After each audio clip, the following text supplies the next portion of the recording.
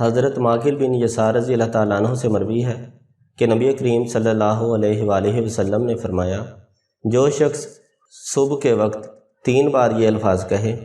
اعوذ باللہ السمیع العلیم من الشیطان الرجیم، اور سورہ حشر کی آخری 3 آیات پڑھے گا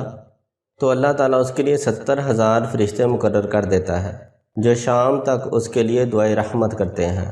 اور اگر اس دن مرے تو شہید ہوگا، اور شام کو پڑھے تو صبح تک یہی فضیلت ہے۔ سورہ حشر کی آخری 3 آیات۔ بسم اللہ الرحمن الرحیم، واللہ الذی لا الہ الا هو عالم الغیب والشہادۃ هو الرحمن الرحیم، واللہ الذی لا الہ الا هو الملک القدوس السلام المؤمن المہیمن العزیز الجبار المتکبر، سبحان اللہ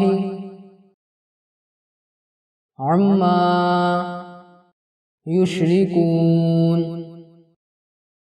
واللہ الخالق البارئ المصور،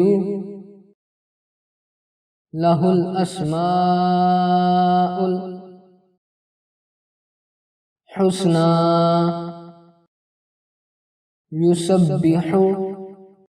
لہ ما فی السماوات والارض وہو العزیز الحکیم۔ بسم اللہ الرحمن الرحیم، هو اللہ الذی لا الہ الا هو عالم الغیب والشہادۃ هو الرحمن الرحیم، هو اللہ الذی لا